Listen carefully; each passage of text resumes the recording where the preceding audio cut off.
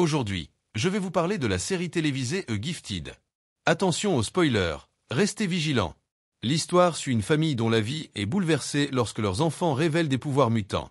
Alors qu'ils fuient un gouvernement hostile, ils rejoignent un groupe de mutants cherchant à se protéger et à lutter pour leurs droits. Préparez-vous à découvrir un monde où les super-pouvoirs rencontrent des enjeux humains intenses. Notre série commence avec Andy assistant à une fête à l'école, et pendant la fête, des étudiants viennent le harceler et l'éloignent de la fête. Comme d'habitude, ils l'intimident, mais cette fois, Andy devient très fanatique et quelque chose d'étrange commence à se produire dans les lieux. À ce moment, nous découvrons qu'Andy a une mutation génétique, et comme il ne peut toujours pas contrôler son pouvoir, il détruit involontairement l'école. Même les étudiants qui le harcelaient, il les jette contre le mur, loin de lui. Heureusement pour Andy, sa sœur le retrouve avant que l'endroit ne s'effondre sur lui, et apprend de ce qui se passe que son frère fait partie de ceux qui ont des mutations génétiques, alors elle le calme et l'emmène avec elle pour qu'ils puissent rentrer chez eux. Rapidement. Au même moment, on voit leur père, qui s'appelle Reed, entrer pour enquêter sur une femme, et on apprend qu'elle s'appelle Lorna, et qu'elle a aussi une mutation génétique, et elle est arrêtée parce qu'elle a attaqué la police et a refusé de se rendre. Elle est également associée à un groupe qui vient en aide à toutes les personnes porteuses de mutations génétiques comme elle. C'est pourquoi Reed propose de l'aider et de réduire sa peine, mais à condition qu'elle coopère avec eux et livre ses propriétaires. Afin de l'influencer, il lui montre un papier contenant ses tests, et Lorna est choquée lorsqu'elle voit le papier pour la première fois car elle découvre qu'elle est enceinte, et elle ne le savait pas. Après lui avoir dit, Reed lui dit qu'il la laissera réfléchir et s'en va. Après qu'Andy et Lauren soient arrivés à la maison, ils racontent à leur mère ce qui s'est passé, et elle se sent terrifiée parce qu'ils sont maintenant en danger, car le gouvernement arrête actuellement tous les mutants sous prétexte qu'ils sont dangereux et que la paix doit être maintenue dans le monde. La surprise est que Lauren dit à sa mère qu'elle a également une mutation génétique et que son pouvoir est de contrôler l'air et qu'elle peut l'utiliser. Sans sa force, ni elle ni son frère n'auraient obtenu leur diplôme. Elle leur avait caché l'affaire ces derniers temps à cause du travail de son père. Malheureusement, ce qu'ils craignaient se produit et ils entendent sonner à la porte. Il s'avère que les deux auteurs sont deux agents des services de probation, chargés d'arrêter les éventuels mutants. À cause de ce qui s'est passé à l'école, l'un d'eux dit à la mère qu'il ne partira pas tant que ses enfants ne seront pas arrêtés, et il commet l'erreur de sa vie en poussant Kate au sol et en entrant dans la maison. Quand Andy voit cela, il se met également en colère et est sur le point de les attaquer, mais sa sœur avec son pouvoir crée une barrière entre eux, emmène sa mère et son frère et ils s'enfuient dehors. Ils parviennent à monter dans la voiture et à s'échapper de la maison avant que les policiers ne puissent les attraper. Ils s'arrêtent ensuite dans une station-service et Kate raconte à son mari, Reed, tout ce qui s'est passé, l'informant que leurs deux fils ont des mutations génétiques et que les services de surveillance sont venus à la maison et étaient sur le point de les arrêter s'ils n'avaient pas utilisé leur pouvoir pour s'échapper. Bien sûr, ces paroles le choquent car il a travaillé toute sa vie avec les services de probation. Il lui raccroche au nez et va immédiatement à leur rencontre pour prendre de leurs nouvelles. Il leur dit que tant que les services de surveillance les parviendront, le problème ne sera pas résolu et qu'ils devront se cacher jusqu'à ce qu'ils trouvent un moyen de fuir le pays.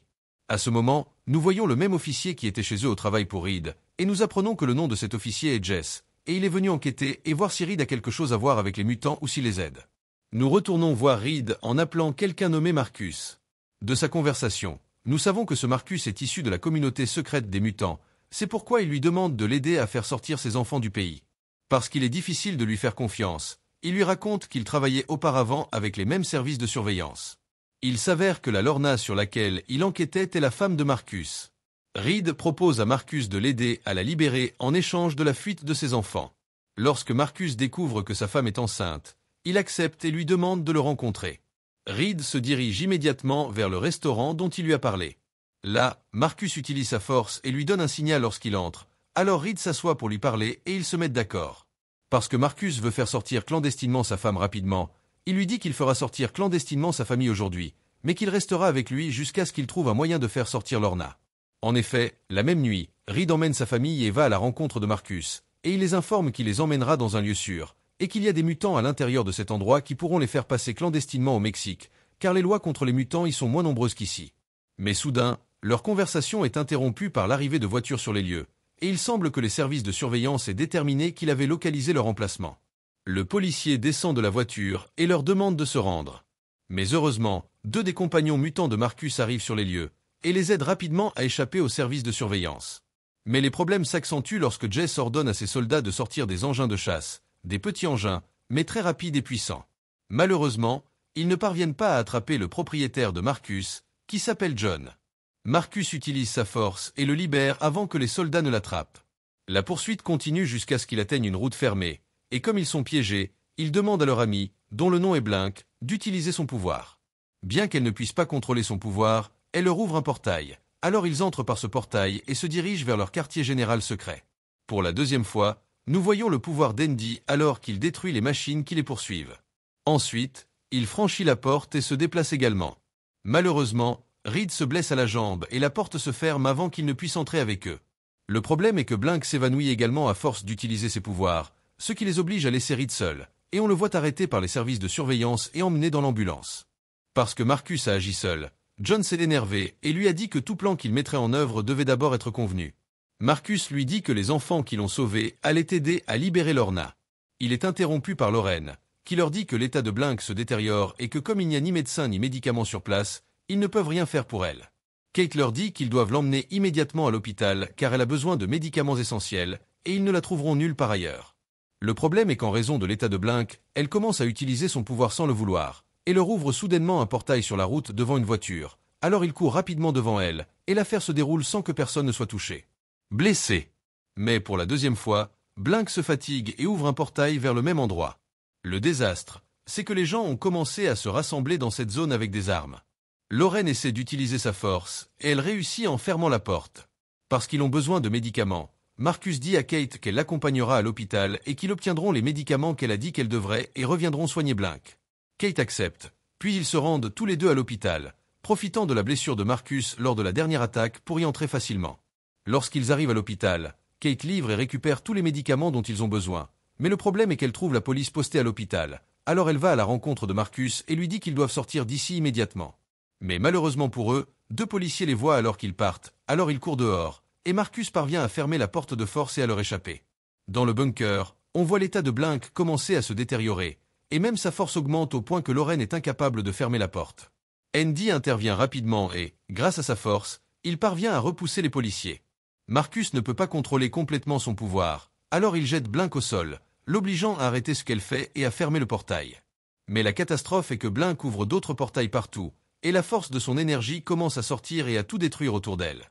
John décide de laisser sortir tout le monde dans la cachette car elle est sur le point d'être détruite. Dans le bâtiment des services de surveillance, l'officier discute avec Reed et les biographies de sa mère pendant qu'elle participe à l'enquête.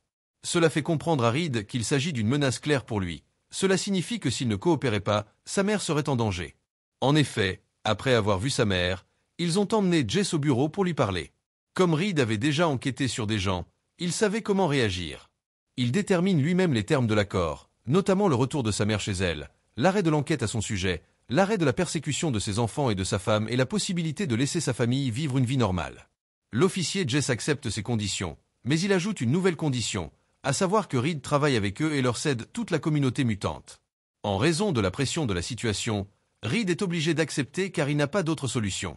Nous retournons vers Kate et Marcus alors qu'il retourne à la cachette. Soudain, Kate a peur et dit à Marcus de revenir vite. Mais Marcus lui fait comprendre qu'il ne s'agit que d'un système de protection pour la communauté mutante et qu'il est normal qu'elle ait peur car il est un mutant comme eux. En effet, dès leur arrivée, ils sont accueillis par un mutant qui les informe qu'ils sont en sécurité, mais ils sont choqués lorsqu'ils voient le pouvoir de Blink se répandre partout. Kate surveille ses enfants et décide d'aller elle-même à Blink et de leur donner les médicaments qu'ils ont volés.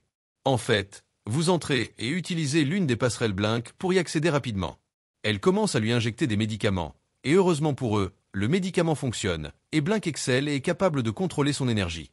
Après avoir arrêté ce qui se passait, Marcus parle à John de Lorna et lui dit que Blink peut les aider à aller en prison et à s'échapper de Lorna. Mais John rejette le plan dans un premier temps, car il voit que Blink est toujours incapable de contrôler pleinement son pouvoir. Cependant, il lui suggère de la former d'abord, puis ils décideront s'ils peuvent ou non exécuter le plan. En fait, ils vont parler à Blink, mais ils découvrent que sa force s'est affaiblie après le dernier incident. À ce moment-là, une personne nommée Elena entre en scène et suggère qu'elle utilise ses pouvoirs pour aider Blink. Le pouvoir d'Elena réside dans le fait qu'elle implante de faux souvenirs dans l'esprit d'une personne pour l'influencer et l'aider à contrôler son pouvoir. Mais John refuse, car le pouvoir d'Elena a déjà causé des problèmes.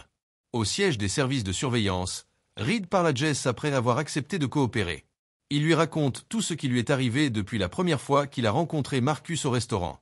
Jess lui dit qu'il doit retourner à nouveau dans le même restaurant, mais cette fois ils lui mettront des microphones et des appareils de surveillance pour qu'il sache où se trouve Marcus. À ce moment, ils emmènent Reed dans un endroit près du restaurant. Avant qu'il ne descende de la voiture, Ils lui ont mis un dispositif de localisation sur la jambe.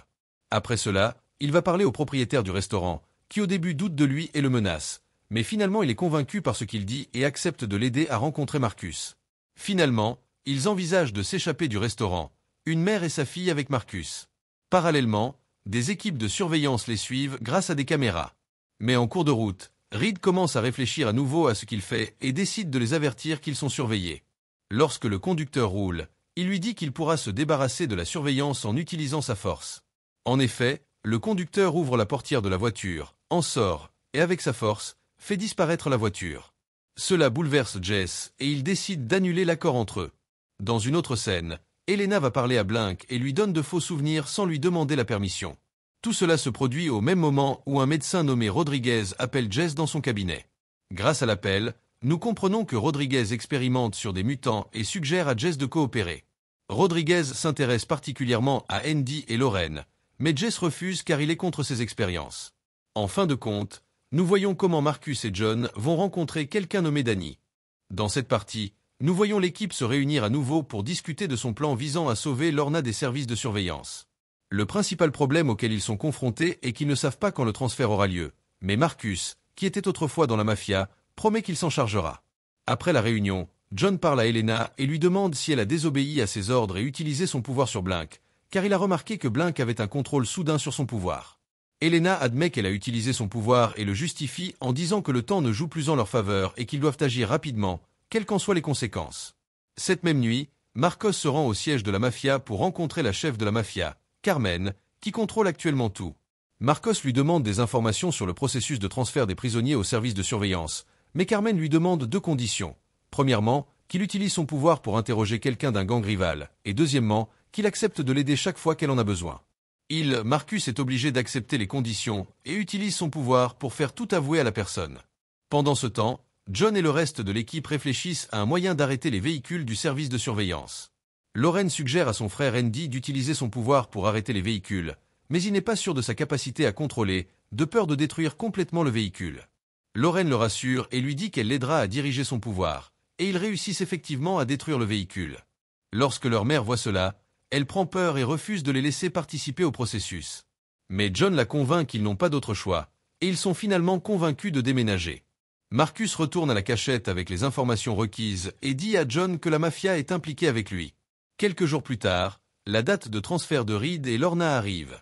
Lorna est placée dans une pièce d'isolement à l'intérieur de la voiture pour l'empêcher d'utiliser ses pouvoirs, et un collier électrique est placé autour de son cou. En chemin, Andy essaie d'utiliser son pouvoir pour arrêter les voitures, mais il est un peu en retard et au lieu de les arrêter à l'endroit indiqué, il les fait s'arrêter à un autre endroit, ce qui change tout le plan. L'officier Jess découvre cela et sait qu'il s'agit de mutants, alors il décide de se diriger lui-même vers les véhicules. Blink tente d'ouvrir un portail pour transporter l'équipe à l'intérieur du véhicule, mais elle échoue car quelque chose perturbe ses pouvoirs.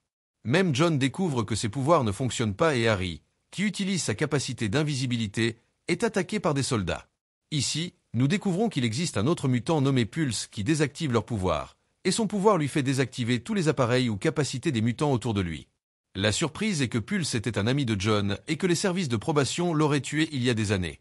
John décide d'affronter Pulse et l'attaque, ce qui fait perdre connaissance à Pulse et les pouvoirs de l'équipe reprennent leur fonctionnement tel qu'il était.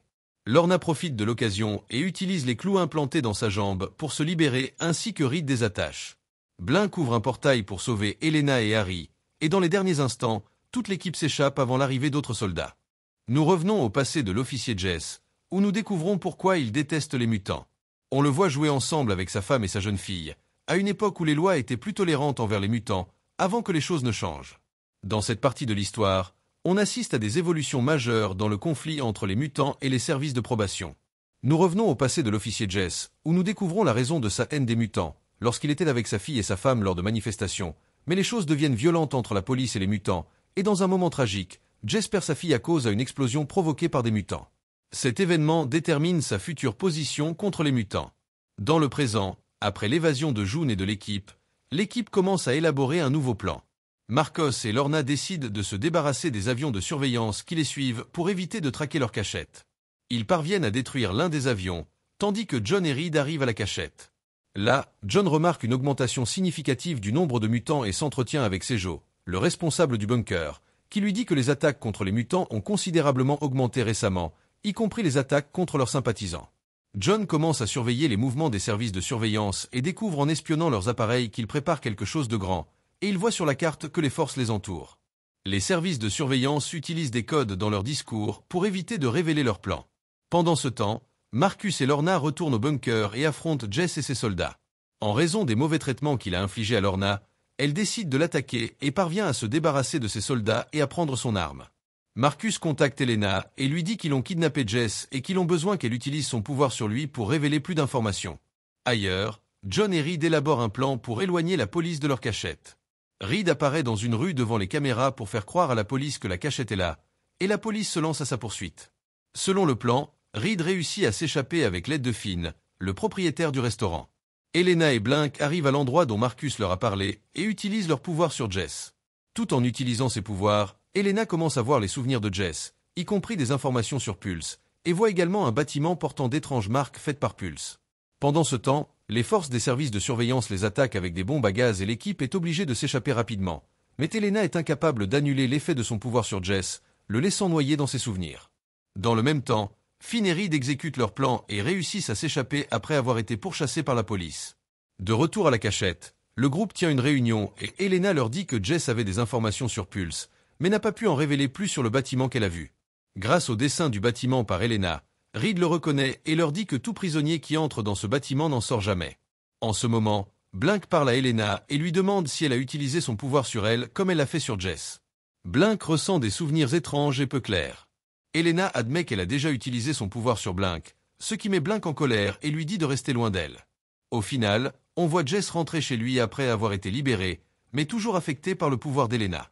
Il interroge sa femme sur leur fille et est convaincu qu'elle est toujours en vie, mais il est choqué lorsque sa femme lui apprend que leur fille est décédée il y a 4 ans. Cela laisse Jess confuse et mentalement perturbée.